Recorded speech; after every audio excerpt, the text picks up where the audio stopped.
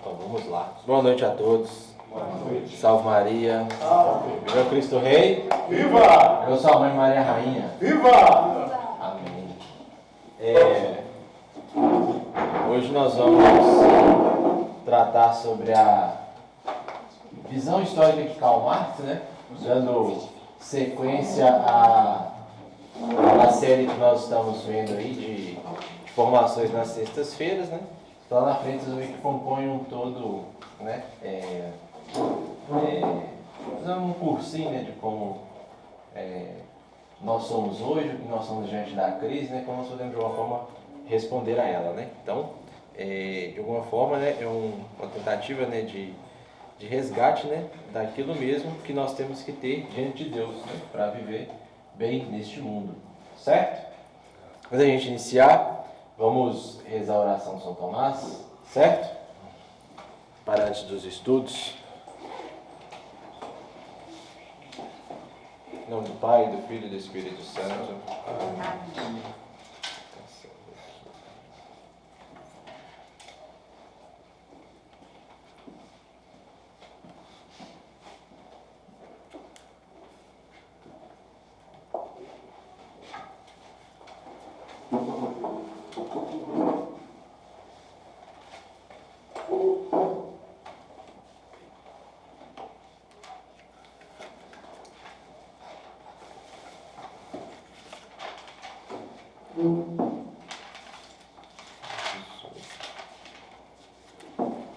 Infalível Criador, que dos tesouros da vossa sabedoria, tirastes hierarquias dos anjos, colocando-as com ordem admirável no céu. Vós que distribuístes o universo, com a encantadora harmonia. Vós que sois a fonte verdadeira da luz e o princípio supremo da sabedoria. A verdadeira fonte da luz e o princípio supremo da sabedoria. Difundi sobre as trevas da minha mente. O raio do esplendor. Removendo as duplas trevas nas quais nasci. O pecado e a ignorância. Vós que tornastes fecunda. A língua das crianças. Tornai erudita a minha língua. E espalhai sobre os meus lábios a vossa bênção. Concedei-me a agudeza de entender. A capacidade de reter. A sutileza de relevar. A facilidade de aprender. A graça abundante de falar e de escrever. Ensinai-me a começar. Regei-me do continuar. E no perseverar até o término. Vós que sois verdadeiro Deus. E verdadeiro homem. Que viveis e reinais. Pelos séculos dos séculos. Amém. Ave Maria, sede da sabedoria. Amém. Bom, já iniciando então, hoje nós vamos tratar acerca, né, da influência do pensamento de Marx em nossas vidas, né? E tá gravando aí? Tá, né? E em consequência disso, como que ele influenciou na nossa religião, né? E no que nós somos enquanto seres hoje, né? Humanos viventes, né? Vivendo e movendo, né? Como diz São Paulo, diante de toda a onipotência divina. Tranquilo? Então, nós vamos tratar aqui de uma forma mais... Boa noite. Então, nós vamos tratar de uma forma aqui mais... como se diz? Tentar, né? Mas, de uma forma mais sucinta, né, e tudo, sucinta não, mas imparcial essa questão para que a gente consiga ter bom termo na absorção de toda a consequência dos atos dele, né? Lembrando sempre que todo agir humano pressupõe uma filosofia, que é de alguma forma um modo de viver diante da realidade, né? E se há uma filosofia, consequentemente há uma educação, que ensina o homem a viver daquele modo, certo? E se há uma educação, então vai influenciar em toda aquela questão, né, tanto física quanto espiritual da pessoa, né? Lembrando sempre, né, não tem como a pessoa ser católica, né, e ser ensinada na escola e tudo mais o anticatolicismo. Então vai haver sempre esse choque, e é esse choque que nós vemos hoje entre nós, né? Daquilo que aprendemos com aquilo que nós almejamos ser, certo? Então vamos lá. Marx, né, ele tem ele aprende com Hegel, né, e por consequência Heidegger, né, uma consequência da visão de mundo iluminista, né? Ou seja, ele de alguma forma nasce no meio em que estava havendo aquele choque que eu disse na aula da Humanus Genus, que era o choque do liberalismo com a fé católica, né?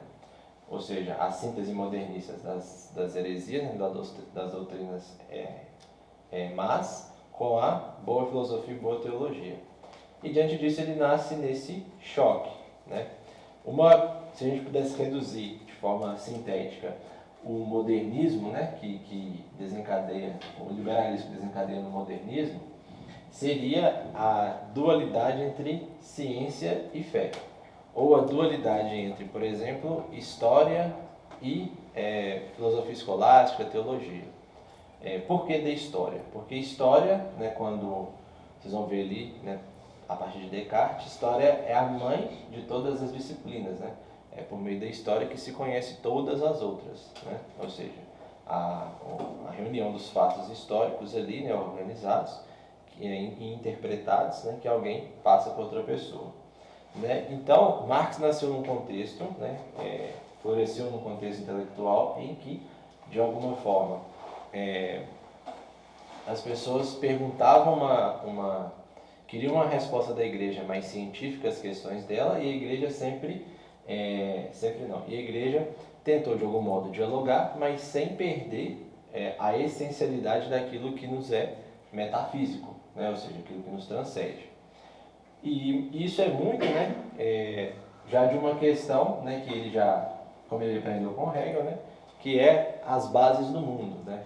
Antes a religião era como se era a base do mundo, né, em que tudo era fundado, né? Ou seja, a religião era o solo em que o edifício das civilizações era construído. Já com o iluminismo, eles tentam inverter essa ordem das coisas e colocar como a ordem natural das coisas, ou seja, a física, ou seja, o mundo em si, como a base de toda essa nova civilização que eles querem.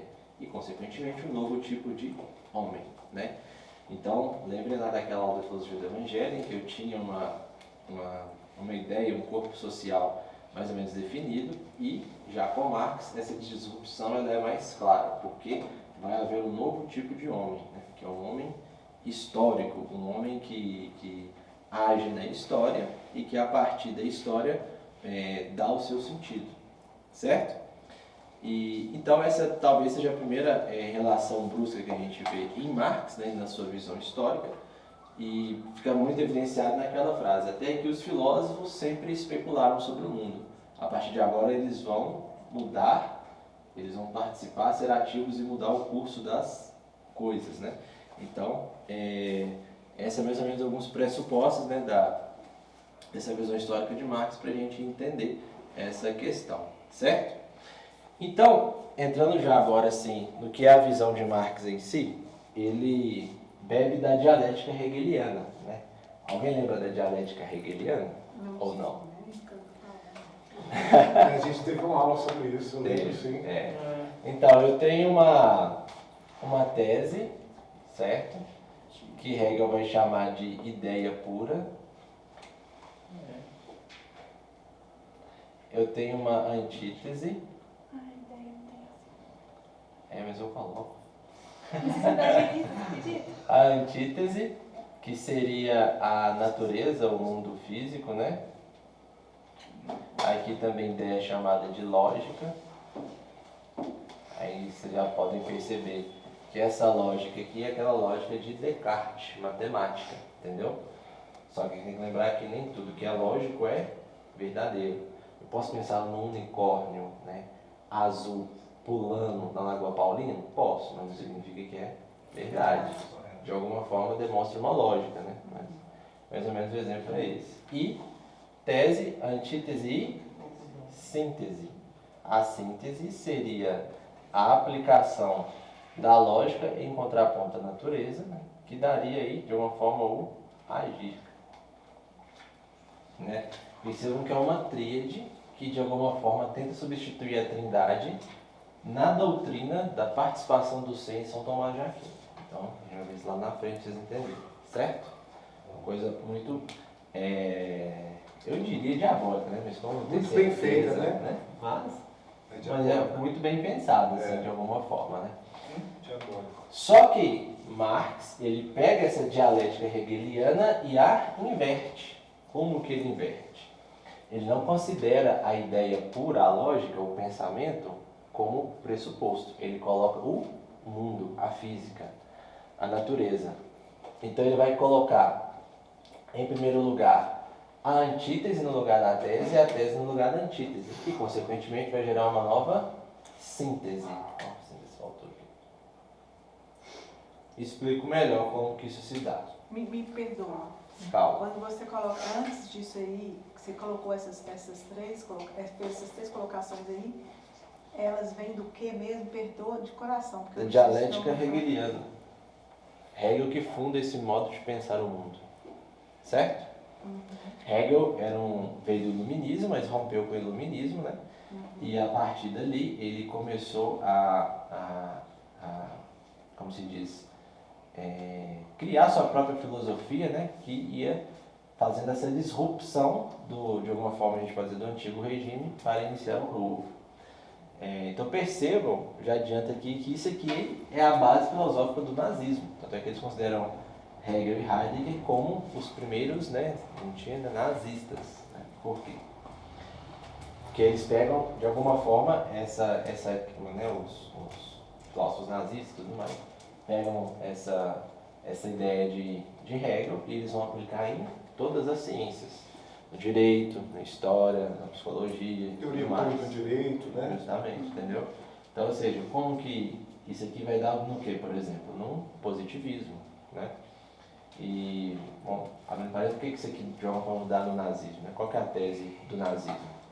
Né? A raça pura, ou seja, isso é aplicado na ciência, né? Ou seja, a própria ciência já é influenciada e envenenada por uma má filosofia. Há quem diga hoje que ciência não precisa de filosofia, mas pelo contrário, a ciência depende da filosofia, né? Ou seja, por causa disso. No âmbito político, né?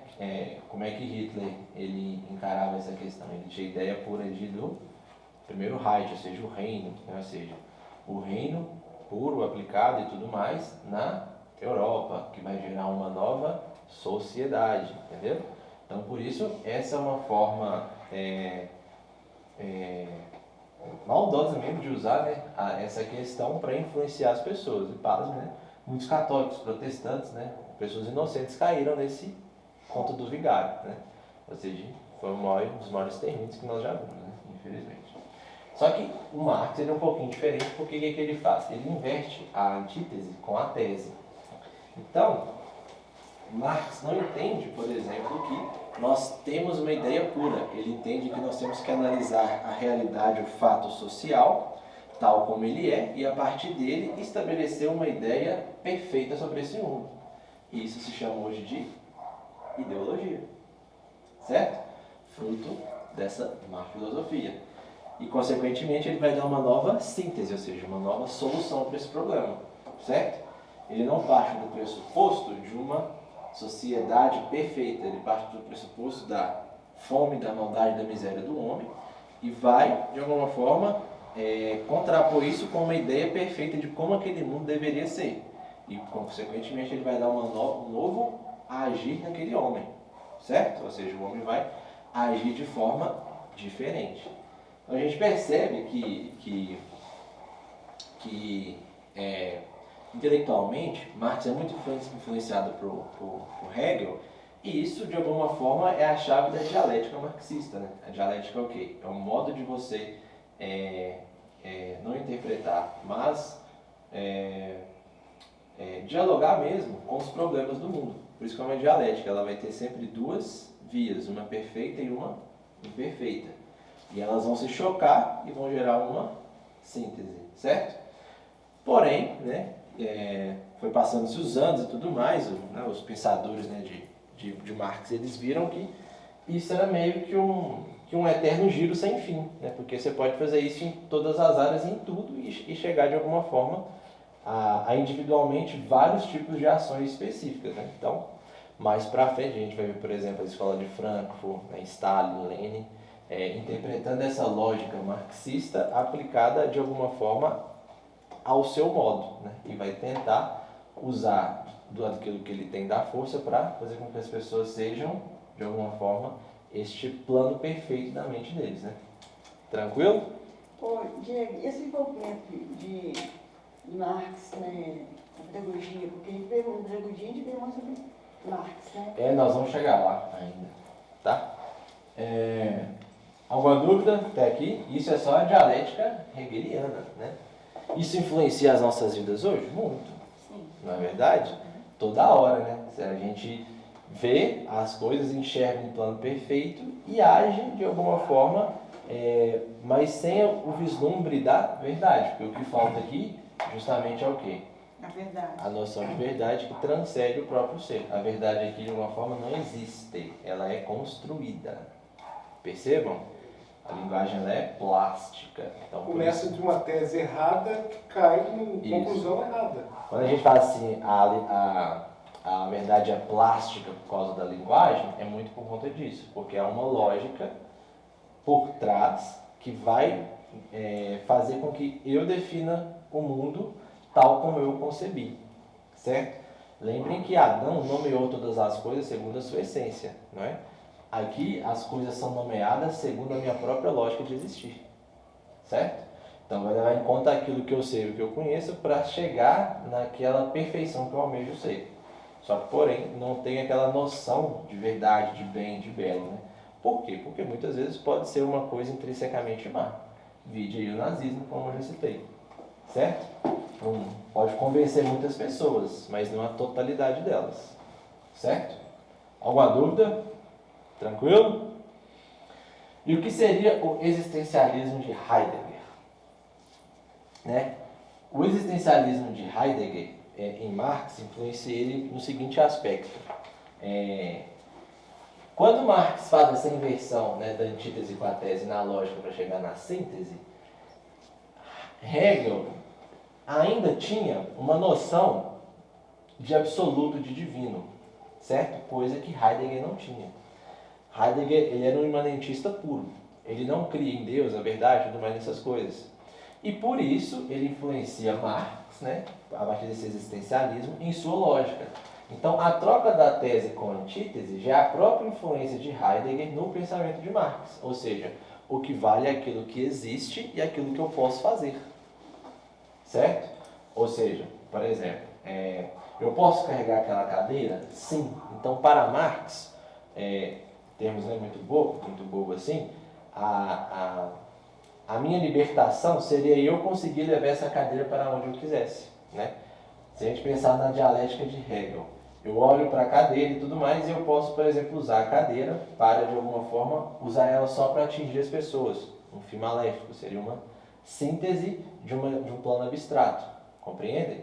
Ou seja, se para Marx a minha libertação seria conseguir levantar a cadeira, para Hegel seria usar ela naquilo que eu posso considerar como a melhor escolha possível, compreendem?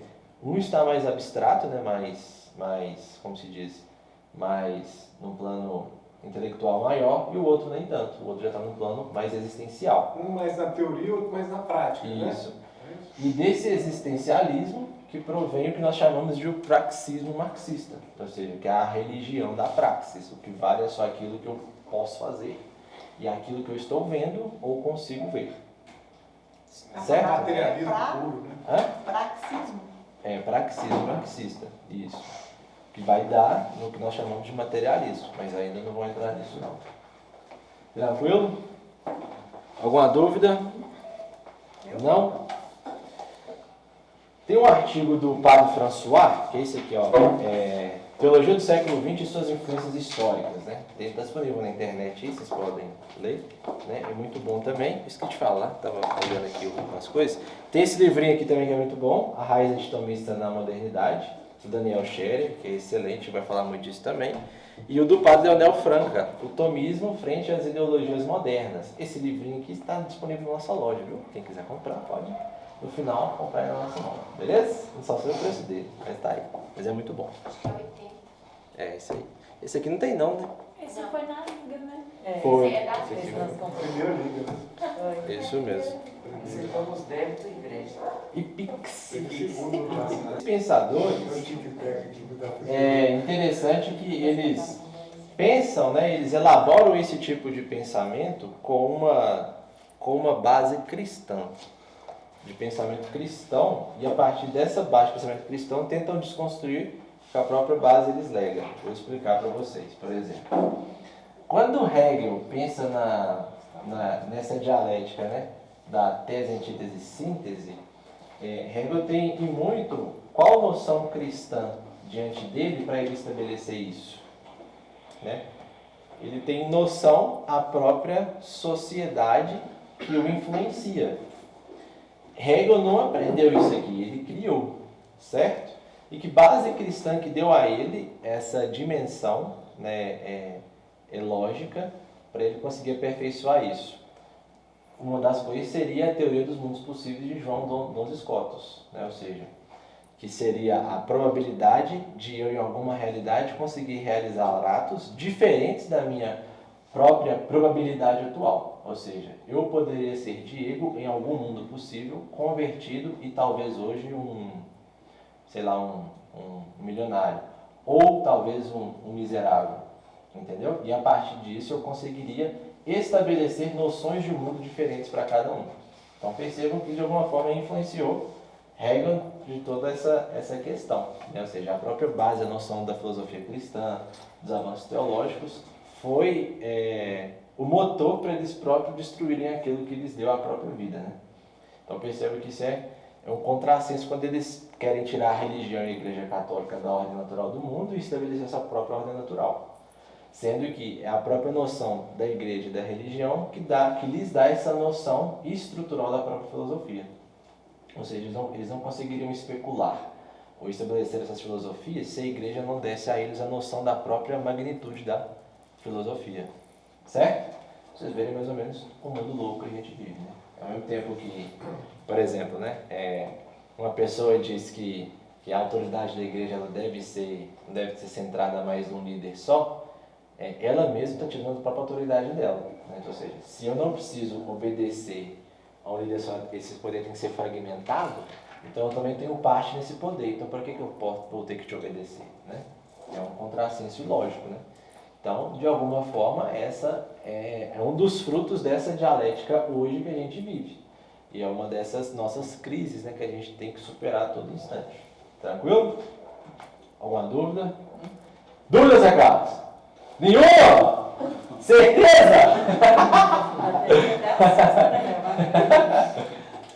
Tem nada não, pai? Tem não? E assim, né, Diego, se você for analisar, você batendo nas questões da igreja, você de alguma forma você já está indo contra a verdade, né? Sim. Então, nesse sentido, a consequência não é boa. Justamente. Né? Justamente. É isso mesmo.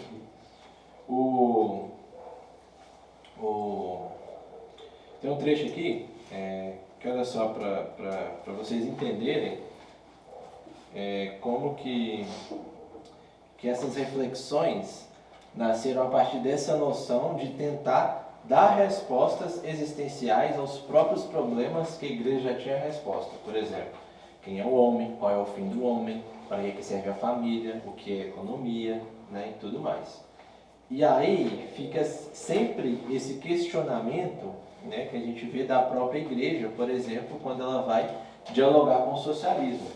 Né? Sempre de alguma forma a gente percebe, e a gente vê isso claro até hoje, que fica assim, ficará no interior da própria igreja um questionamento subconsciente. São mesmos os socialistas aqueles que se preocupam de verdade com os pobres? Então, ou seja, se a própria dialética de Marx parte do oprimido, né, e de alguma forma a gente tem que lembrar que a sociedade feudal não existiam pobres e oprimidos, isso é fruto da Revolução Industrial, e a igreja não consegue dar respostas claras e plausíveis até Leão XIII com a Rerum Novarum, né? Esse debate sempre, para Marx, vai se compreender na questão daquilo que oprime o mais miserável, mas ele considera o mais miserável existencial, físico, não o miserável, por exemplo, interior, o depressivo e tudo mais, né? Isso aí já é uma evolução do pensamento de Marx, só que da escola de Frankfurt. Marx não levava em consideração isso, certo? Só leva em consideração só aquilo que é imanente, existencial. E por conta disso, Leão XIII escreve a Rerum Novarum, né, e funda a doutrina social da igreja, que é uma atualização da doutrina da realeza de nosso Jesus Cristo.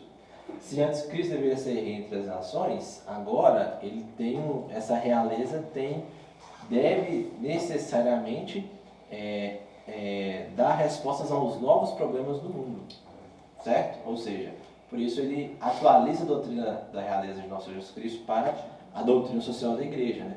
Alguns teólogos falam que isso é um empobrecimento e um carecimento, uma concessão que a igreja deu que não tem mais volta, né? E outros já enxergam que necessariamente, né, foi uma urgência ter que se fazer esse tipo de adaptação, vide os ataques que a igreja estava sofrendo, né? Então, sempre tem essas duas questões que, de alguma forma, elas respondem a mesma pergunta. Tranquilo? Alguma dúvida? Beleza? Podemos prosseguir?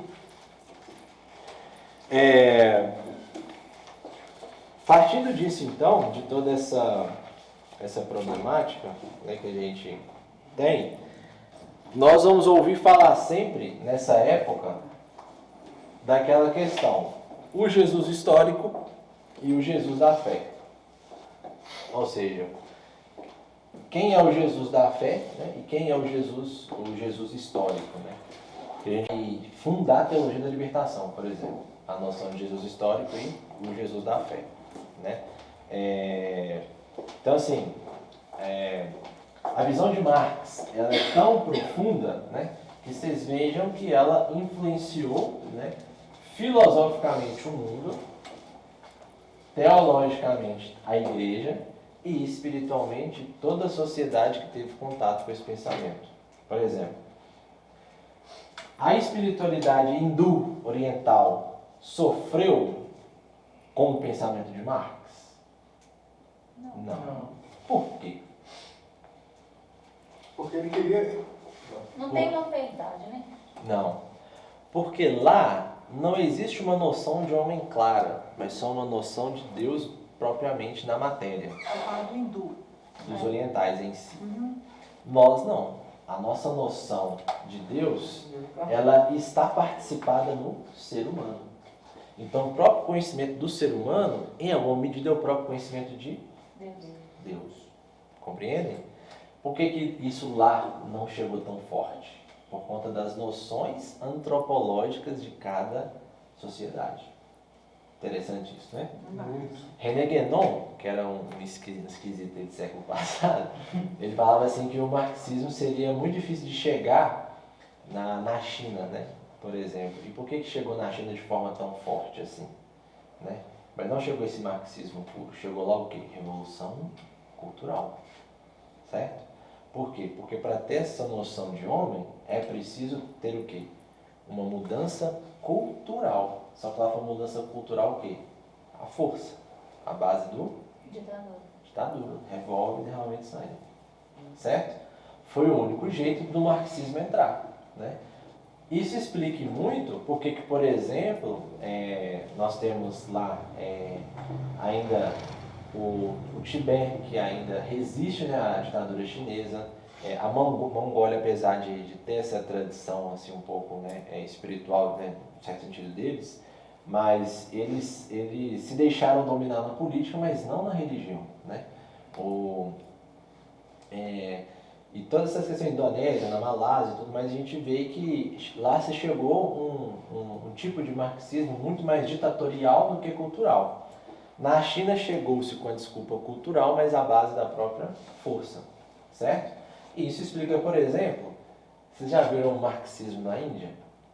Vocês já viram, por exemplo, marxismo no Egito, com essa noção de homem dissociada? Não. O que eles usam nesses países, né? Stalin foi muito inteligente. Foi o quê? Eles usam a própria teologia para fazer até as antítese e síntese. A própria teologia deles é um próprio fim em si mesmo daquilo que eles têm que fazer no mundo, ou seja, o reinado de Alá. Então eles não mudam a teologia do povo, eles só utilizam o quê? A aplicação prática. É ali que eles entram, porque Marx é um praxista, ele não está nem aí com o quê? Com o transcendente, apesar de que ele influenciou em muitas teorias da época, porque ele, como filósofo, fala, né? Agora os filósofos não vão mais especular sobre o mundo, eles vão agir no mundo. Então é especulação e ação. Compreendem? Tranquilo? Alguma dúvida? Então, passando de toda essa esteira, né, de Marx e tudo mais, né, não estou entrando no plano muito prático, mas no teórico, né, para a gente entender as consequências que isso gerou na filosofia, por exemplo. Ele influenciou a noção de família e, consequentemente, de economia, a noção das escolas e universidades e a noção de Estado e, consequentemente, do direito. Né? Vamos detidamente, parte por parte, como que essa questão influenciou e muito. Né? E aqui há uma certa jogada de mestre. Por quê? Porque se ele muda a família, quem é a família? A família é o fato social puro. Então, se ele muda o fato social, o que acontece na família, ele vai mudar intrinsecamente quem também? O que nosso Jesus Cristo fundou quando o soldado furou ele do lado direito e jogou sangue e água? Igreja. A igreja, porque a instituição da família está tão imbricada à instituição da igreja que uma coisa não se dissocia da outra. Então, se ele muda o fato social da família, ele ao mesmo tempo está mudando quem também? O fato social da paróquia da esquina. Certo? Que vai se dar cada vez mais, vai se criar cada vez mais um abismo, né? Entre o que aquele povo vive e entende e que o padre está pregando. E a própria noção de autoridade vai ser derrubada. Certo? Porque o padre não está me ajudando nos meus problemas.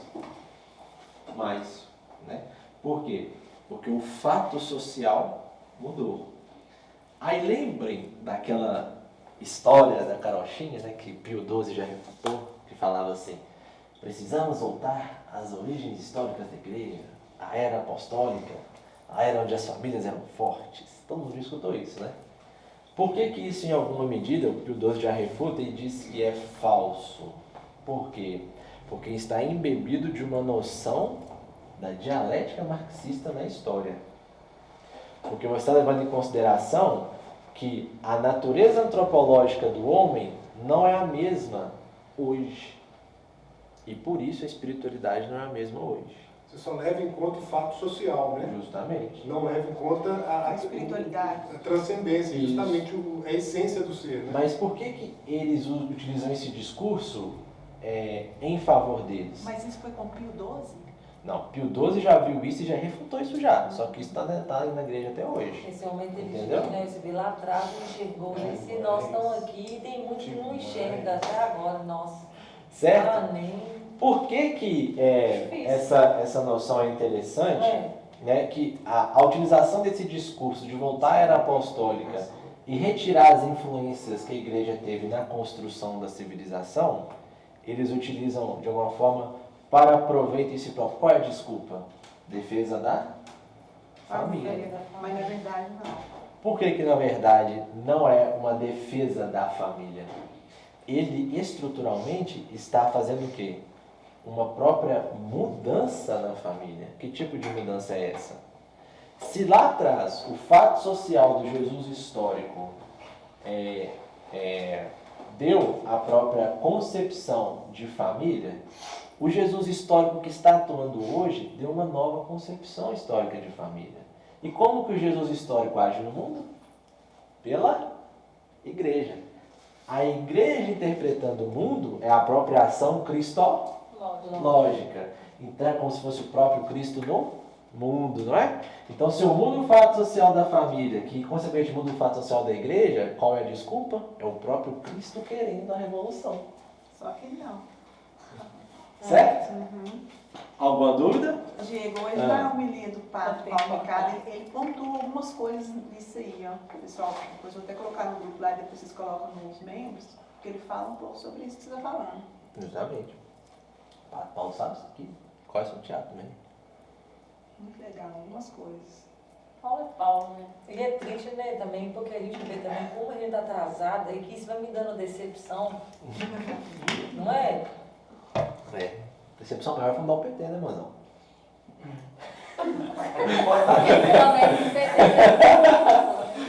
Você quis mudar o fato social, olha, você de acabar com a família de Dona Lia, da Lena, da Laninha, não, Fabio.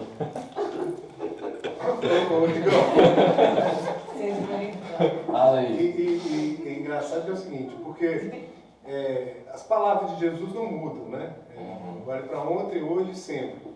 Mas eles querem justamente isso, colocar, associar nosso Senhor Jesus Cristo, né? Com a evolução histórica, né? Assim, a história ela vai se passando pelos séculos dos séculos e a sociedade mudando com... Eles querem mudar também Jesus nesse sentido, mas Jesus não muda, né? Ele é o mesmo ontem, hoje e sempre. Isso. É uma certa liberdade, né? Isso, justamente, é uma certa liberdade, né? Que não tem a noção de verdade diante dela, né? Porque, verdade. porque o que nosso Senhor fala? Conhecereis a verdade vos libertará. Eu sou o caminho, a verdade e a vida. Ninguém vem ao Pai no ser por mim. Então, ou seja, a noção de liberdade, para eles, é uma libertinagem da moral, entendeu? A falta de pudor nas ações, para eles não importa, porque o que importa é a construção histórica. Entendeu? O padre François, né, coloca aqui, citando um teólogo chama o Esquerdo, que é da cidade de Pamplona, mesmo lá de Santo Inácio, que ele, em contrapartida disso, ele diz assim, ó, a tradição é a síntese prévia de toda análise histórica ou doutrinal, e é espaço real da interpretação que se queira oferecer, né? Citando mais ainda, ele diz assim, ó, a solução não está em criar divisões falsas entre Jesus e o Cristo, entre história e dogma, mas em estabelecer relações entre essas distintas realidades. Então, o que ele está dizendo aqui? Na tradição da igreja, né, ou seja, no ensino magisterial, né, que é desde lá de nosso Jesus Cristo até hoje, essa dissociação, ela não poderá ocorrer, ela não ocorre, né? Por que ela não ocorre? Aí nós temos que lembrar o seguinte, quando nosso Senhor nasceu, há dois dogmas ali que hoje são os mais refutados, né, de forma velada por essa vertente, que é o dogma do Theotokos, que é a maternidade virginal, né, Maria, mãe de Deus, e a união hipostática. Jesus é verdadeiro Deus e verdadeiro homem, sua totalidade. Entendeu? Quando há essa dissociação, Jesus histórico e o Cristo da fé, eu estou dizendo assim, ó, o mesmo Jesus, o Jesus do Sermão da Montanha, ele é um Jesus histórico. O Jesus, da multiplicação dos pães e peixes, ele é o Cristo da fé, não é a mesma pessoa. Certo? E a partir disso, por que eles diferenciam e bifurcam essas questões? Para eles conseguirem encaixarem nessa lógica. Tese, antítese e síntese. Quem é a tese? O Cristo da fé. Quem é a antítese? O Jesus histórico. E qual é a síntese disso? É o modo de viver de Jesus naquela era apostólica ou atualizado e aplicado ao fato social do Jesus histórico na nossa era? Nossa, Entendeu? Só que quem é o Jesus histórico da nossa era? A igreja. Que tem como fato social diferente o quê? A família. Certo? Então, na tradição da igreja, essa noção, ela nunca pode ser dissociada ou refutada, porque isso é a própria quebra da própria base de pensamento que vai nos dar o que nós chamamos hoje de civilização ocidental. Por exemplo, se eu não enxergo o Jesus uno, unificado, né, como ele é, né, 100% homem, 100% Deus, se eu não enxergo desta maneira, necessariamente o céu é só uma especulação. Ele não existe de fato. Certo? E se nós negarmos isso, a gente nega também toda a nossa ação da igreja. Se nós negamos a ação da igreja no mundo, e nós consideramos nula, não é? O que tem que acontecer? A queda de tudo para a reconstrução do novo. E aí que entra, de novo, o porquê que nós devemos, em alguma medida, batalhar nesse fronte, para que esta filosofia, que ainda nem é tanta teologia, percebam, é só uma filosofia ainda, influencia a teologia, e por que nós temos que ter a própria noção de si, e essa noção própria de si vai me dar a baliza necessária para jogar por terra toda a noção dialética histórica de Marx. Como? Aí que entra a influência dessa filosofia na escola, nas universidades, na psicologia, por exemplo.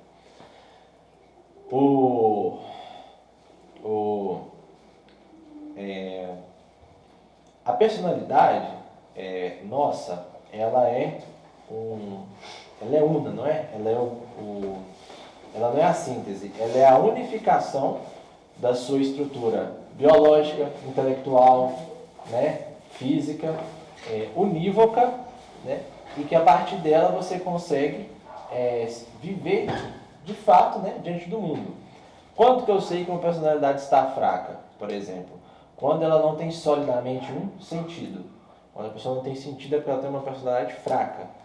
E esse sentido, a pessoa pode ser muito religiosa e ainda assim não ter sentido. Como? Né? Aí eu vou pegando o pé de todo mundo de novo, que é o famoso respeito humano. Verdade. Personalidade fraca, o respeito humano evidencia um aspecto da sua personalidade que está de alguma forma precisando se enrijecer na sua própria estrutura. Por quê? Porque a sua própria personalidade parte de um pressuposto assim: você existe. Então, se você existe, você deve ser alguém. Porque não tem como você existir e não ser alguém. Certo? Aí que vem a noção de luz. O que é a luz? A emanação do quê? Física, gente. Estrutural. O que é a luz? A luz é uma emanação do quê? Energia. Hã? É uma energia. É uma emanação da energia. Certo? Então, ou seja, por que personalidade e luz andam de forma simultâneas? Né? Aí eu vou até zoar você de novo. Quando você fala a pessoa é iluminada, é por quê? Porque a energia dela... É boa. Não. Eu vou usar o termo energia para vocês entenderem. Ela é Porque espiritualizada. espiritualizada, alguma coisa assim. De alguma forma, Dá ela... pra entender quando você fala assim. A Hã? gente entende. Sim. Então, por exemplo, Ele tá querendo dizer eu estou tipo meio que assim, usando o termo dela porque para explicar uma coisa, entendeu? Então, por exemplo, vai passar por todo mundo, porque a personalidade dela, que é igual a energia, está tão sintetizada que dá naturalmente dessa própria energia parte daquilo que é próprio dela, que é a luz, ou seja, a própria bondade.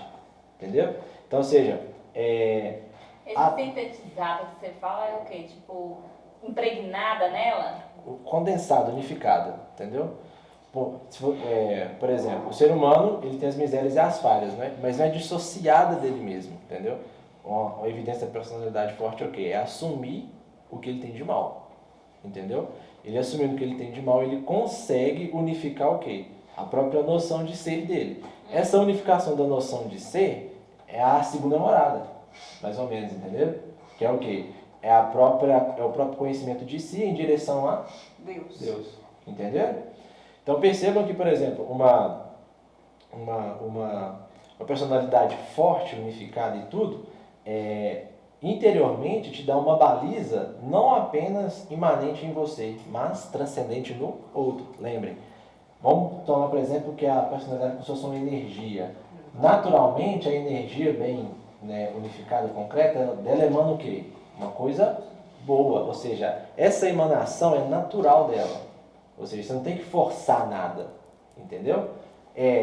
Aí, vamos supor, a pessoa iluminada, nesse sentido, ela tem naturalmente a concatenação do quê? Daquilo que lhe dá o sabor da vida, né? Que o Ortega y Gasset fala, por exemplo, que é quando ele diz, eu sei quem sou, eu sou em minhas circunstâncias, mas é só isso? Não, é a transcendência delas mesmas. Se eu não as absorvo, eu pereço. Compreendem? Então, ou seja, a própria noção de ser dessa personalidade unificada forte já é diametralmente oposta à própria visão historicista e dialética marxista que a gente é impregnado hoje, que justamente faz o contrário. Ela fragmenta a pessoa, né? Ou seja, fragmentar no sentido de que ela pondera de acordo com as circunstâncias quem ela vai ser. E isso de alguma forma é o quê?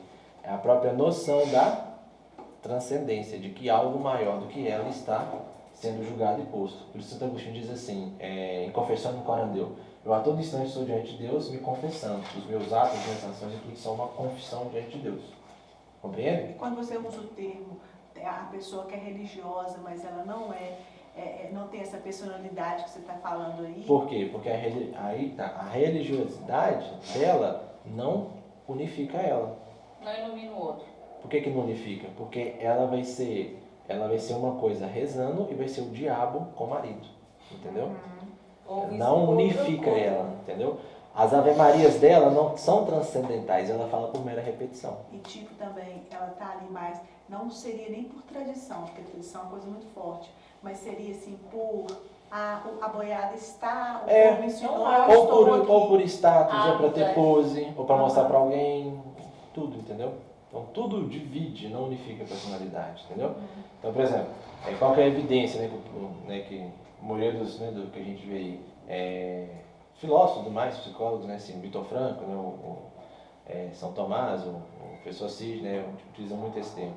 O que se evidencia uma personalidade forte? Né? Quando que você sabe que ela é verdadeira? Quando sabe que assim, ela sabe quem ela é de fato? Quando ela é posta com poder diante dos outros. Entendeu?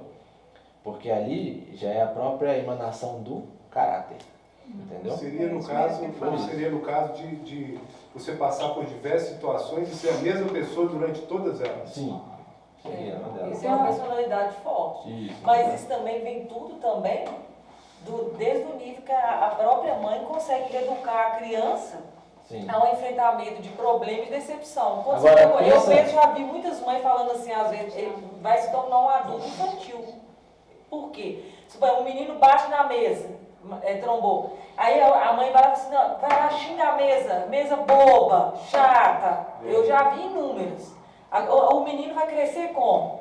Ele não vai encarar o problema, ele não vai dar conta. Ele sempre vai justificar, não, mostra pra ele, tá vendo que isso aqui é uma mesa, meu filho? Deixa eu te falar, você tem que prestar atenção, esse móvel tá aí, ele não sai andando não, a gente bate nele. Põe o menino maduro, pra ele entender os objetos, as coisas.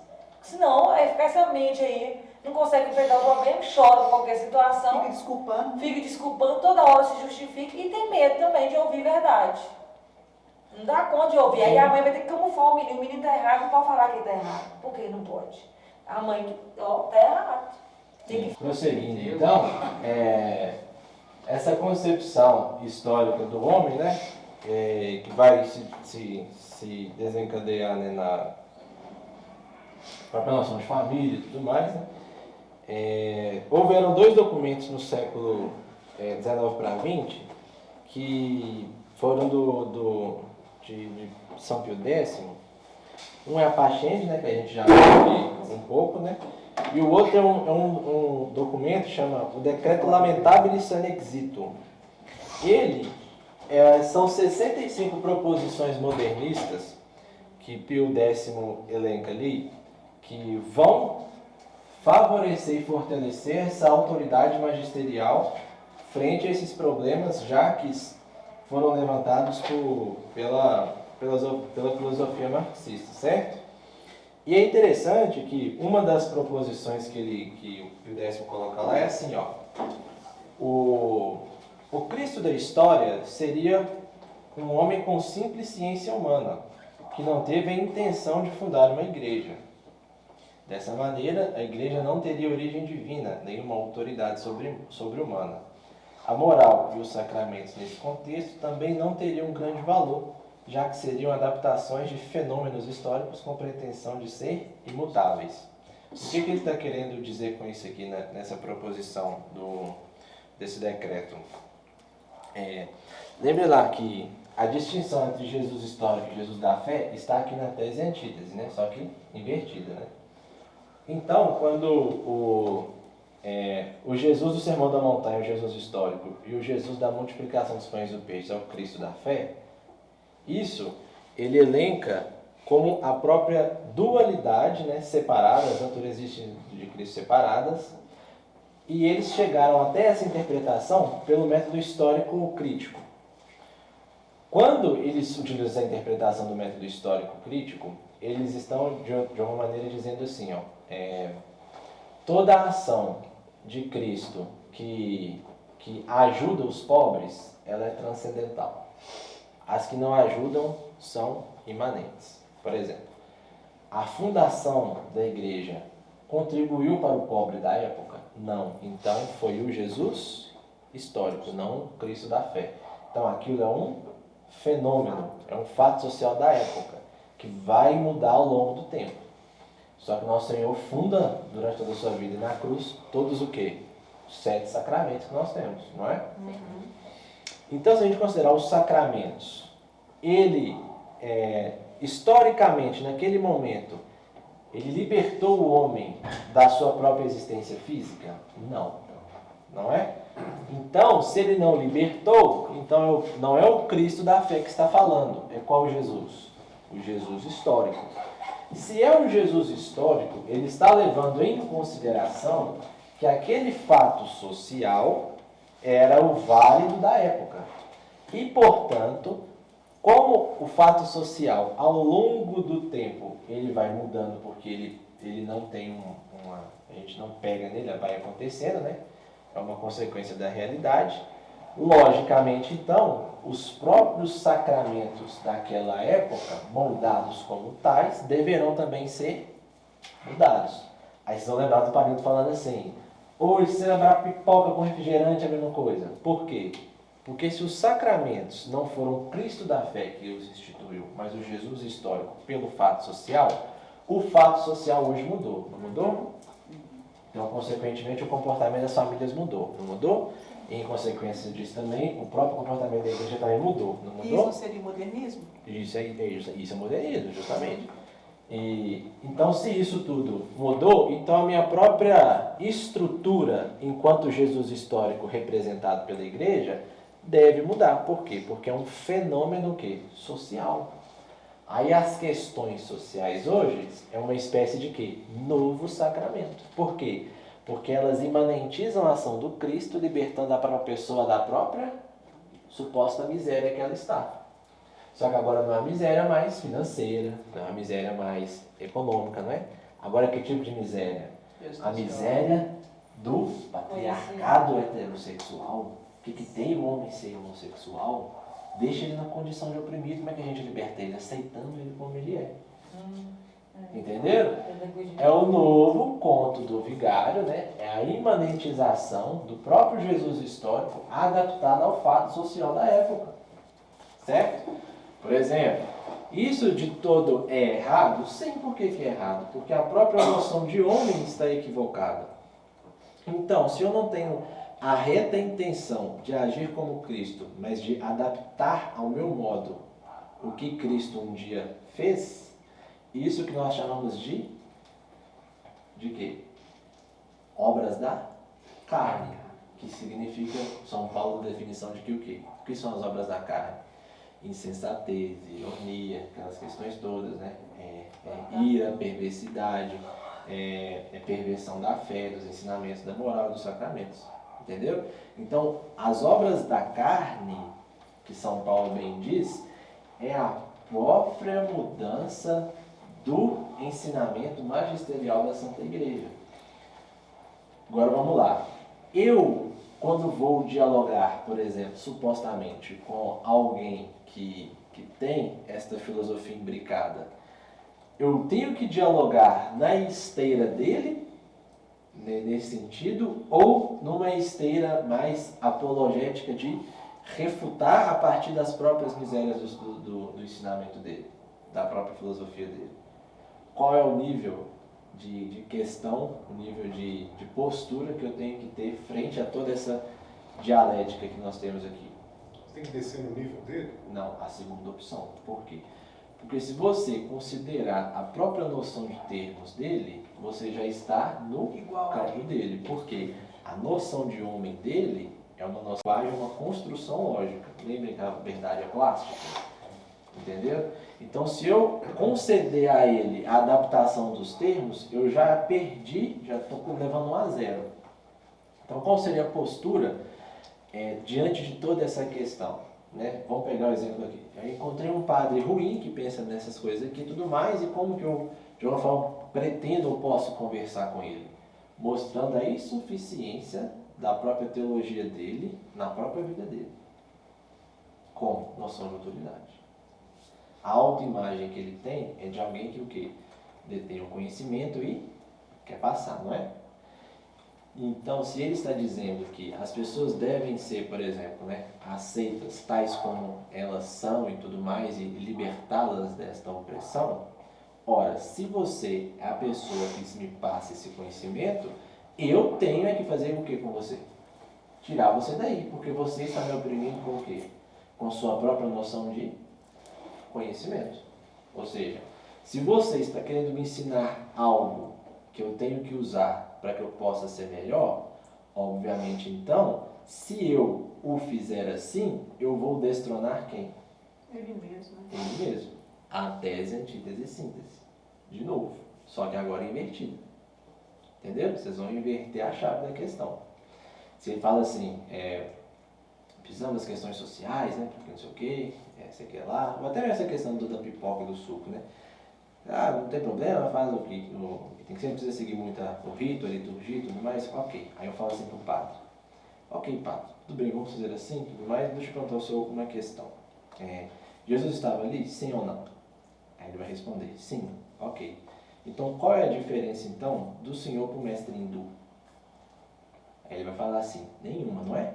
Porque nós todos somos iguais, sim, não há religião diferente, tudo mais, ok. Então, padre, em que medida eu posso ter a noção de autoridade do senhor e do mestre hindu e que aquilo que Jesus ali é verdadeiro? Nenhuma. Zero. Né? Então, o que ele vai falar? Embasbacar. Aí ele vai tentar argumentar, usar aquela plasticidade das palavras e tudo mais. Só que isso já a gente chama de apologética, né? Você vai defender a sua fé com a sua definição e seus argumentos, mas sem conceder a ele a próprio o quê? As próprias noções que ele tem das palavras. Compreendem? Porque eu estou equivalendo ele a uma realidade que não está nele. Por exemplo, quando eu falo assim, qual a sua diferença para o mestre hindu? Por quê? Eu estou tirando ele da própria realidade dele. Qual a sua diferença? Puxei ele para o mestre hindu. Coloquei de novo no outro plano. Percebam? Essa alternação de planos que é o que a gente chama de dialética. E é a partir dessa dialética que a gente consegue debater com as pessoas. E essa forma de argumento, a gente consegue não destromá-lo, né? Não colocar acima dele. Mas você vai contrastar, entendeu? E quando ele fala que não tem diferença nenhuma, ele acaba, de alguma maneira, dizendo que ele não é aquilo que ele está falando que é. Justamente, isso Né? mesmo. Aí se ele falar isso, qual a noção então, padre, de autoridade que o senhor tem de falar que esse aqui é Jesus então? Justamente. Nenhuma. Aí então você vai falar o que para você? Então muito obrigado, eu vou seguir outro. Então você não é ungido, meu filho. Isso, justamente. Né? Aí você joga para ele a própria noção de iluminado, não sei o que lá, e paraná, Justamente. entendeu? Então por que você celebra a missa, então? Supostamente uma missa. Né? Alguma dúvida? Tranquilo? Partindo da filosofia, né, agora entrando mais nas questões teológicas, né, que nós já começamos a tocar na moral e dos sacramentos, o que essa visão histórica de Marx influenciou a própria noção de teologia? Né?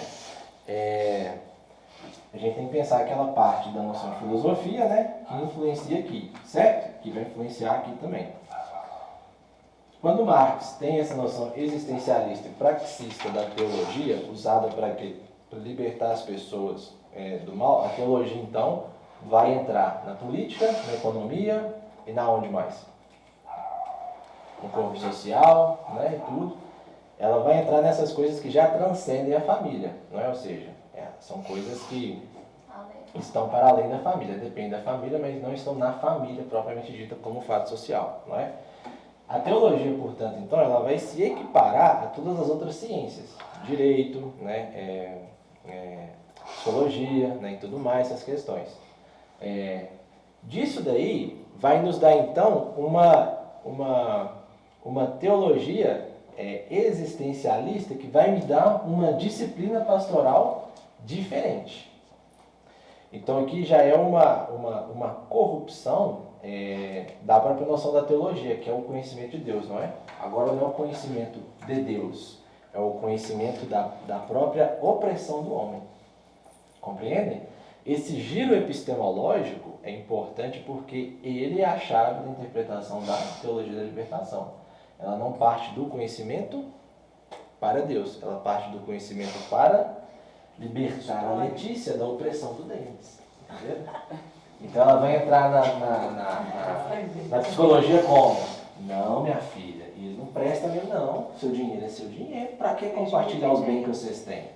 Entendeu? É comunhão, como é que é? É universal, parcial, o que mais? Não.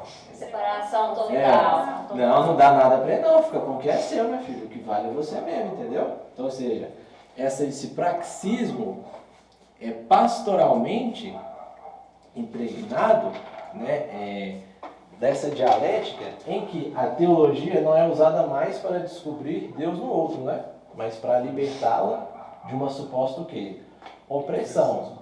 Para Marx na época era só uma opressão que monetária, econômica. Hoje é que tipo de opressão? Todas. Entendeu? Psicológica, espiritual, não sei o que lá. Física, enfim, de tudo. Entendeu? Então, pastoralmente, eu vou ter um outro tipo de comportamento, não é? E isso vai influenciar diretamente na onde? Nos párocos locais, né? E nos próprios púlpitos, não é? Aí que vocês vão lembrar do Lula falando, né? Mais vale um padre, né, marxista na cidade do que um prefeito. Por quê? Porque as pessoas acreditam muito mais no padre do que no prefeito. Por quê? Ele banho muito A mais, disciplina que o padre não vai muda a dar, cabeça, tudo. ela vai ser uma disciplina dissociada do magistério, certo? Travestida de sagrado, né? Isso, justamente, travestida de sagrado. Que, consequentemente, faz com que... O plano de Deus deu certo, porque senão reinando. Consequentemente, o padre, né, quando ele fala isso, tem essa intenção, né, ele pastoralmente muda a própria estrutura da igreja enquanto corpo hierarquizado, por exemplo. Ele está dissociando a própria magnitude do que ele é. Por exemplo, Quando o Lula fala isso, lembrem que a teologia agora ela está na política. Então ela tem uma imanentização, um fim na política. O reino de Deus é fazer o seu aqui, certo? Só que quem vai ser o padre nesse futuro reino de Deus? O próprio opressor. Deve se perder isso. Esse esvaziamento pastoral, Mas é, mas tá com força lá. esse esvaziamento pastoral, né, tem muito a ver com essa própria questão, né, que Marx traz dentro da teologia, em que a própria ação, né, do padre, do presbítero, né, do episcopo, não busca a salvação das almas, né, falando mais claro, mas busca a própria o quê? Libertação daquele povo, né, do jugo que talvez socialmente que ele sofre ali, né? Então, disciplinamente, isso influencia muito, né, na teologia da igreja. Por quê? Porque antes a gente tinha disciplinas, né? A gente tinha, por exemplo, mandamentos, né? Hoje é tão suavizado que a gente fala assim, ensinamentos. A igreja ensina que você deve obedecê-la. Não, é um dever, é uma disciplina, entendeu? Porque a alteração natural, né? E eu às vezes fico muito incomodado, por exemplo, quando um padre fala assim, a igreja não obriga ninguém, não, a igreja obriga sim. Se ela não obrigasse, ia ser mãe. A igreja é mãe por isso, que ela obriga, né? A igreja não obriga não, obriga sim. Então é que ela obriga, porque quando você para de dar o dízimo, esse mesmo pergunta, né? Por que você não está mais dando dízimo? Por que você não está cumprindo com sua obrigação paroquial? É obrigação, né? É obrigação, entendeu?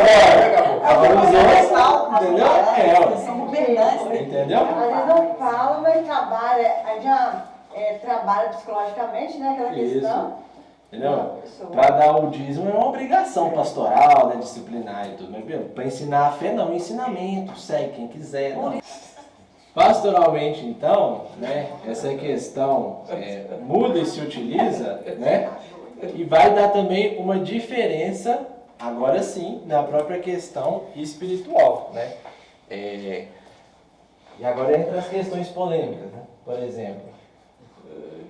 Noções de ser, práticas piedosas e visão de mundo em fé.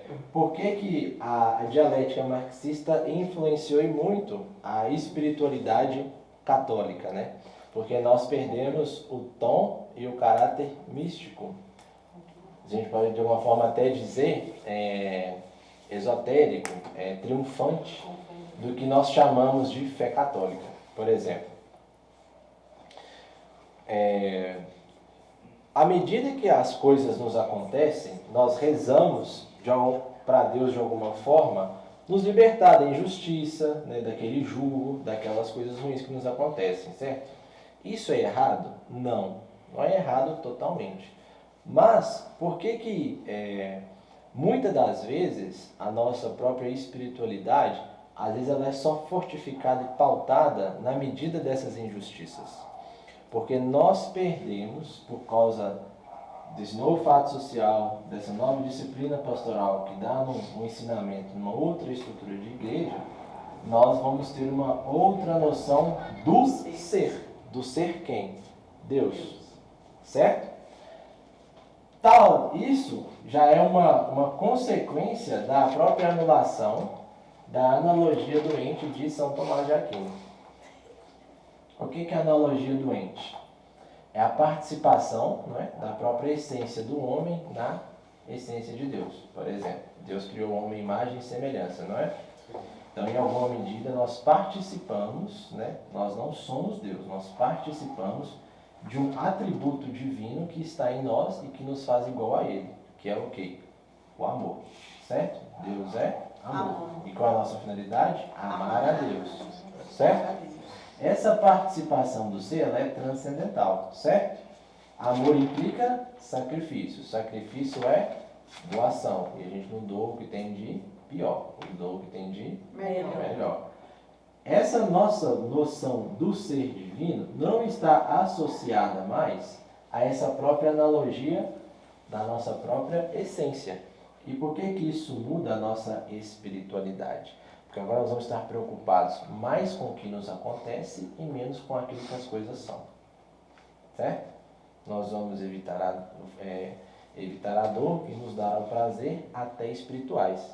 Então, supostos gozos, êxtases aí, que nós não vemos evidências nas práticas piedosas, são a própria noção dissociada dessa prática pastoral que vai decorrer dessa dialética hegeliana. Em síntese, o que eu estou querendo dizer? Todo mundo é marxista um tiquinho sem saber. Verdade. Entendeu? O negócio está impregnado em tudo. Compreende?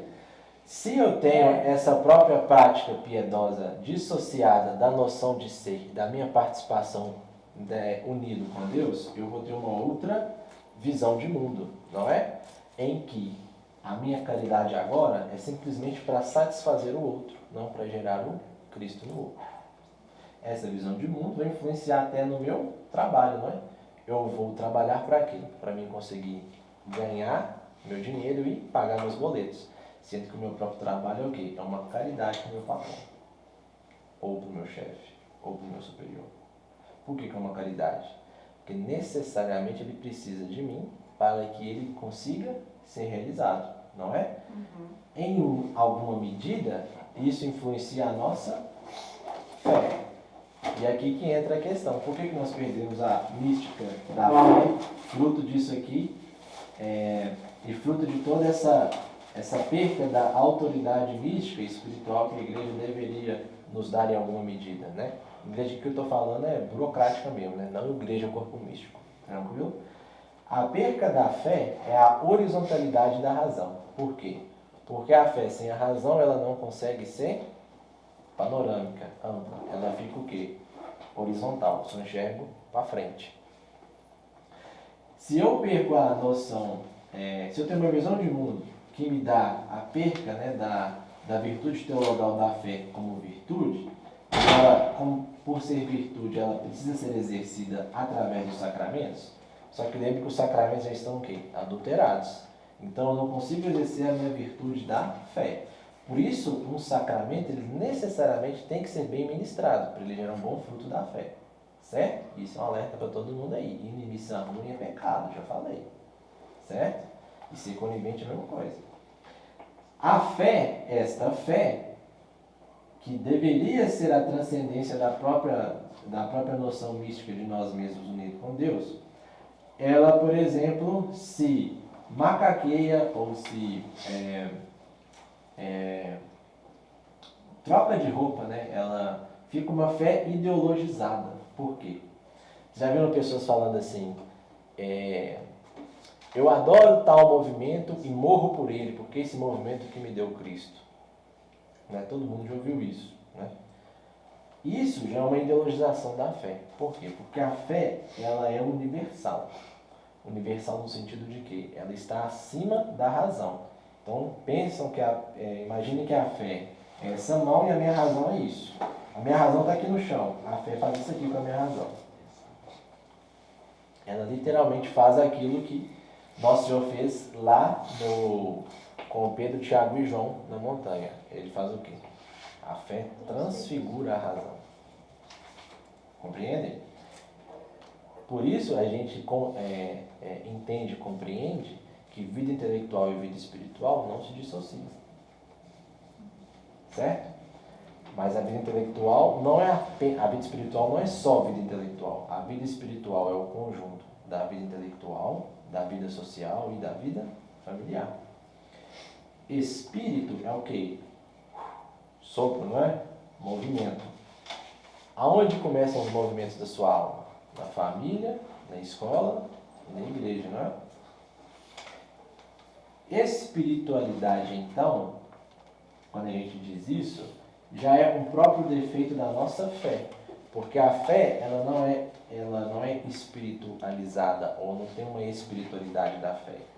A fé, ela é a própria participação divina na alma humana. E essa participação divina na alma humana, nada se dissocia do que é o homem, não é? Então, fé espiritualizada é como se eu estivesse separando assim, o corpo daquilo que eu creio. Aí eu tenho uma vida espiritual e uma vida corporal. Não é? Aí, por exemplo, o que acontece com o meu corpo é ruim, o que acontece com o meu espírito é bom. E não, é justamente o contrário. É a união dessas duas coisas que me faz ser o quê? ter a personalidade. Que é como, né, nós já aprendemos, é a terra da nossa alma. Que a partir dali a fé vai ser plantada. Certo? Então, quando eu falo assim, a pessoa espiritualizada, então não pode falar isso. Não, não é que não pode falar, mas você não está usando o termo mais adequado, entende? Você está nomeando um acidente, não a essência da coisa, entendeu? Você está falando assim, batida de carro é o carro, e não é. O carro é uma coisa e a batida de carro é um efeito do carro, entendeu? É outro, Diego, entendeu? então, Muito interessante essa discussão aí, mas quando a gente tem essa noção do ser, aí você fala assim, ó, isso aqui está em nós, está em todos nós, tá? Uhum. Quase todos, ou sei lá, né? Aí quando você coloca isso aí, essa parte que você fala aí mexe com a nossa alma, mexe Qual com o nosso. parte? Essa parte aqui, ó, noções do ser, Espiritual? práticas piedosas, visão do mundo e fé. Uhum. Porque quando você nos coloca em xeque-mate mesmo, porque acaba, igual a Nívia falou, que nós estamos contaminados. Uhum. De uma certa forma, estamos contaminados porque Por um essa questão de narcisismo. pagar Sim. e tudo mais, de ser alguma coisa. Então, para a gente porque o trabalho- tirar isso da gente ainda é muito complicado. É uma purgação. É uma purgação. O trabalho, ele não por isso que aí que influencia também a economia mais simples, né? O nosso trabalho, ele não é uma função. O nosso trabalho é uma missão. Entendeu? Você tem a missão de quê? Missão no sentido assim, se Deus quisesse que durante a sua vida você fotografasse, você tinha que fotografar. Mesmo você não querendo. Entendeu? Por quê? Porque é a sua missão. Missão no sentido de que o quê? O seu corpo tem as aptidões necessárias que Deus assim o quis e as circunstâncias necessárias para você ser aquilo mesmo. Porque se você dissociar o trabalho da sua noção de ser, você está fragmentando, aí você está virando de alguma forma o quê? Um boi da revolução, entendeu? Você só está alimentando ela, você não está indo contra ela, entendeu? Lembra que trabalho tem a mesma natureza etimológica de que o quê? Oração e louvor. Então, trabalho, oração e louvor é a mesma coisa. Então, se é a mesma coisa, qual é a missão do homem? Amar a Deus. Então, como que eu amo a Deus? Servindo. Com o quê? Com as minhas palavras, com os meus gestos e com o meu trabalho, entendeu? Então, a nossa missão enquanto a nossa vocação, né, que a igreja coloca é o quê? Da santidade, né? A vocação universal do mundo ser santo. Entendeu? Diego, É, por conta disso. seguir um exemplo, Pedro mesmo, ele não deixou de ser pescador. Então, Justamente. pescador de Jesus homens. mudou então, o quê? porque a missão dele era Isso. continuar pescando, mas é como se ali ele, né, tivesse uma mudança por causa do próprio Cristo. Deus quis que Paulo fosse um pintor? Não. Ele continuou teólogo até o rezamento. E é possível, exemplo, a pessoa, até certo ponto, exercer esse trabalho e nas questões que Deus nos dá de ser outras coisas, que é até esse autoconhecimento, ele possa ser também? Não, aí você tá. Tem uma coisa que chama aptidão e outra coisa que chama trabalho, né? Enquanto missão. Por exemplo, eu sou apto a escrever no jornal? Sim, mas é minha missão? Não. Compreende? Entendi. Certo? Paulo era teólogo, mas qual que era a aptidão de Paulo? Fazer tendas. Para quê? Para ele conseguir se manter. E cestas. Certo? Era a missão de Paulo? Não. Qual que era a missão de Paulo? Ser teólogo. Sacou? Então, Mas ele descobre isso na frente ou desde não, sempre? desde sempre, é uma aptidão. Entendeu? Deus quis que ele fosse construído para ser teólogo. Ele estudou aonde? Aos pés de Gamaliel. Não foi? Que era um grande teólogo judaico, que foi o que falou assim, deixa esses cristãos aí. Se for de Deus, vai continuar. E se for dos homens, vai acabar. Não vão mexer com eles não. Entendeu? Foi ele que falou, ele É por continuou. isso também que ele estava bravamente para ver com os É cristãos, porque ele conhecia Sim. muito bem, né, A cultura judaísmo, judaica, a cultura judaica. a filosofia Então, ele grega acreditava e o naquilo. direito romano. Sim. Isso, então por ele conhecer, por isso que ele matava mesmo. Sim. Entendeu? Aí você tem o trabalho, que é o quê? Sua missão. Aí você tem várias aptidões que podem decorrer dessa missão. Por exemplo, a oração, né? Ela de uma forma é um trabalho, como a gente já viu, do quê? Da alma, não é? Mas qual uma das aptidões que a oração me dá? Qual? Se você reza bem, qual aptidão necessariamente você vai ter? E são Qual? tantos? Hã? São tantos que a gente tem. Hã? Aptidões? É. Quais aptidões você vai ter? Uma pessoa que reza bem, pensa, eu rezo bem, pensa você numa vida perfeita, naturalmente qual vai ser uma das suas aptidões? Ser um bom cristão. Quase isso, mas fino. Compreender. Cumprir falar. bem seu dever. Entendeu? Qual é o seu dever? Vamos lá, Jerusa. É o quê? Esposa. E? Ah, tá, da minha profissão você tá falando. Não, esposa e mãe. Mãe. Entendeu? É, Seu dever. Certo? é família, né? Isso. E entendeu? as outras aptidões suas é o quê? Comunicar, fotografar. Mas qual é a sua missão? Como você vai amar a Deus da melhor forma? É por isso que a gente não. A Amando noção seu do marido, nosso ser uma trabalho boa mãe. é diferente É, da ser noção do uma trabalho do boa mundo, mãe. entendeu?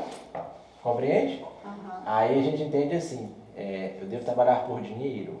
É. O bom católico ele fala, não, eu devo trabalhar naquilo que Deus me quer que eu honre da melhor forma. Entendeu? Aí, meu filho, você quebra toda a economia marxista. Que agora você me deu um gancho de entrar no liberalismo, que vai dar no marxismo, que é o quê? O que é o liberalismo? Que é fruto dessa dialética hegeliana, que vai dar no marxismo. O liberalismo é a doutrina não econômica, mas daquela lá na aula do Mano Gênesis, de Leão 3 das lojas maçônicas, que é o quê? A perca transcendente das minhas próprias noções, aptidões e daquilo que é o mundo que me cerca. Entendeu? Por que o liberalismo dá no marxismo? Porque o marxismo ele tem a praxis, o liberalismo não. Você já viu um maçom querendo libertar o oprimido da miséria dele? Né? Maçom, então, Agora, se ele entrar na loja maçônica, ele não ajuda? Ajuda. Por sabe o que quê? eles estão fazendo agora? Cada maçom arruma R$1.000, das 70 mil reais, vocês são 70. Para fazer não sei o que eles raio dessa praça. Eu falei assim, gente, coloca lá no hospital, lá, levanta para o hospital. Tá você vendo? Olha você vendo. mas É exatamente esse dinheiro. exemplo que você está dando. Compreende? E é tão real. Então quando a gente fala assim, né? Muita gente fala assim, Parece o Pix da missão.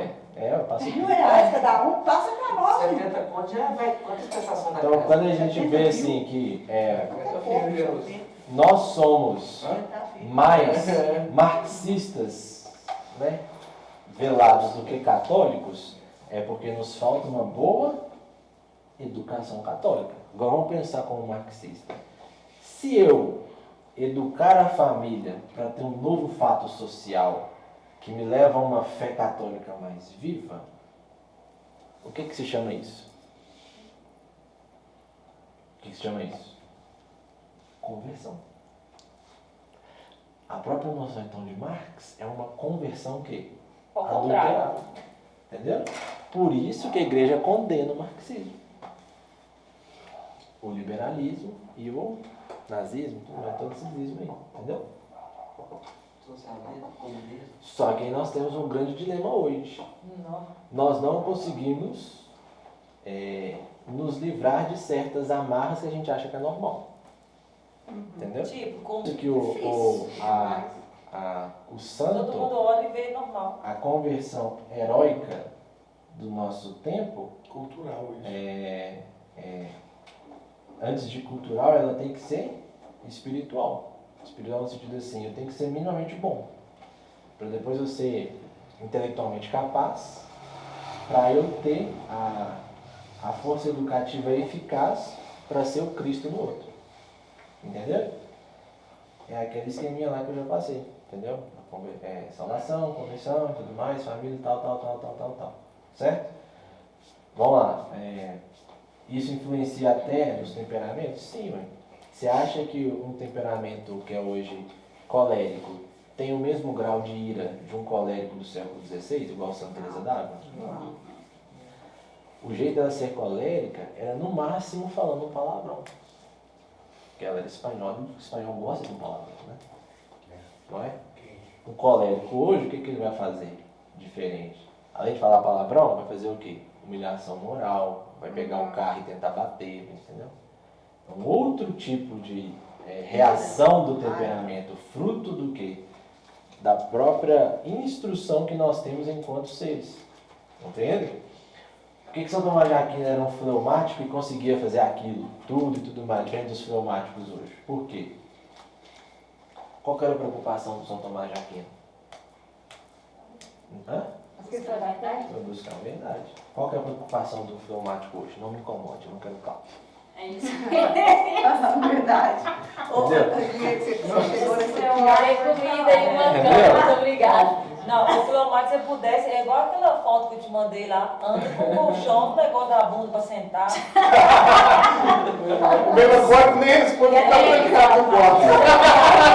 Anda com essa almofadinha, você falei com ele, olha você andando. Eu mandei pra ele. Em síntese, né? Ô, Diego, Oi, pois não. dá licença, eu tenho que ir embora. Tá? Não, Quantas horas? urgência, mas Ah, tá. necessário. Vai passar a hora de Sim. presença ainda, viu? Ó, vai ter um almoço domingo, você já comprou sua adesão? Já, Ah, que bom. tenho. Boa noite pra você. Boa noite, Bom. por fim, o que acontece? Práticas piedosas, porque tudo que a gente faz é porque nós temos esperança, não é? Esperança que aquilo vai gerar alguma coisa diferente em nós, não é?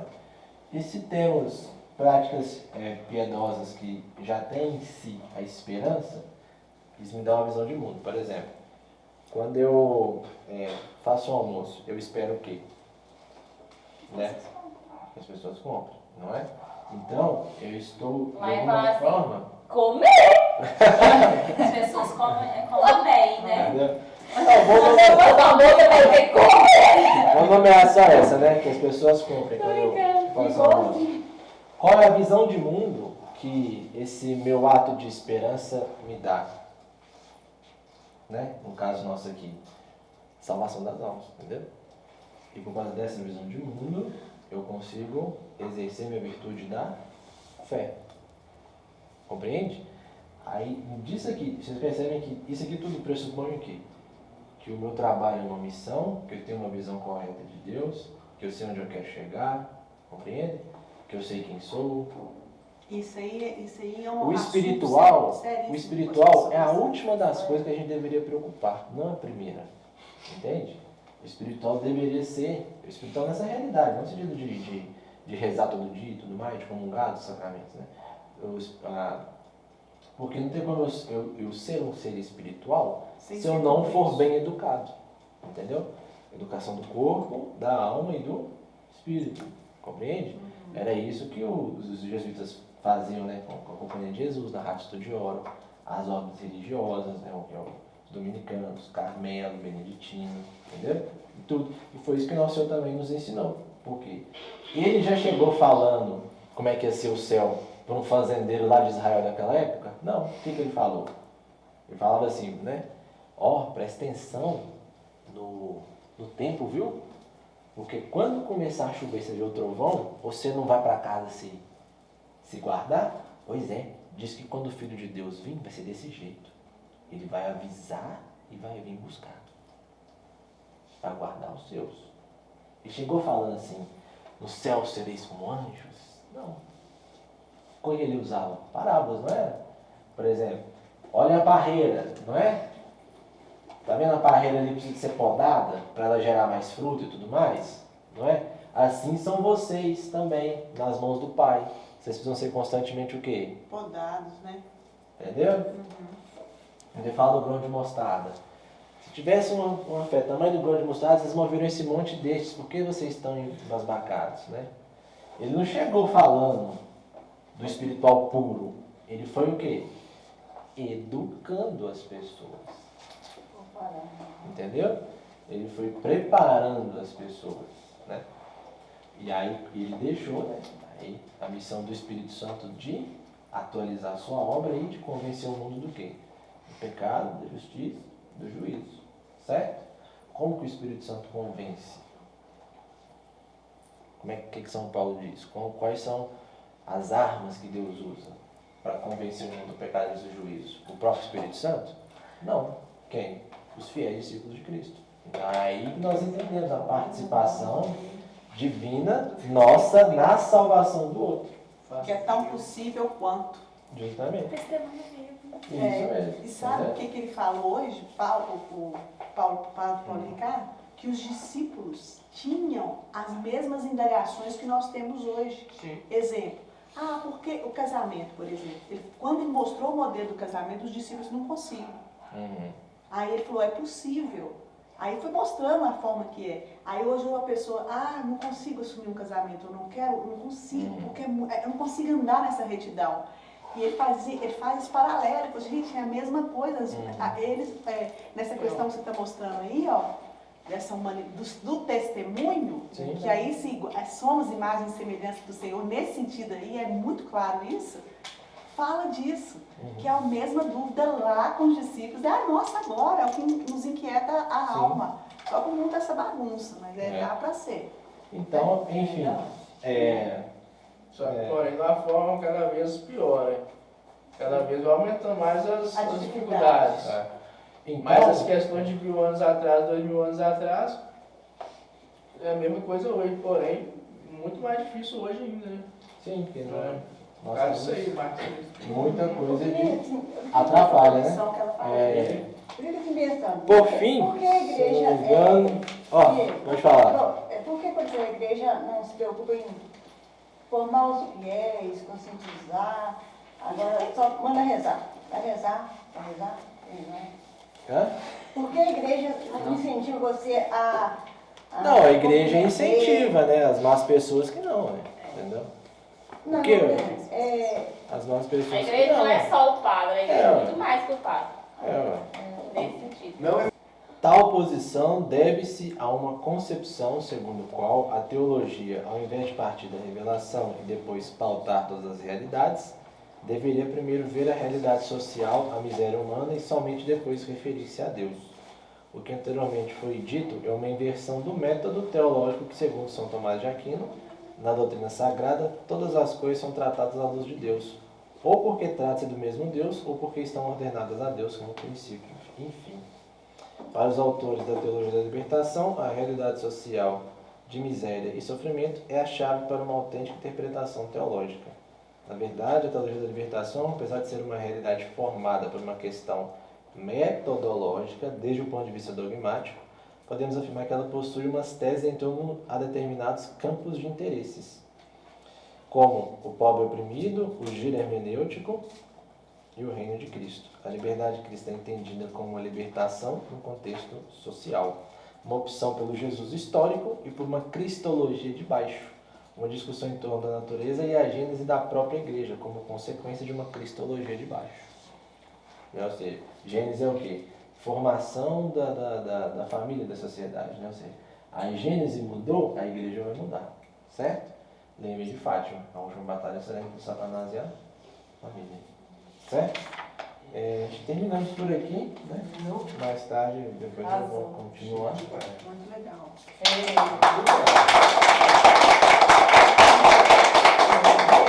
Faltam algumas coisas, louvado seja Deus.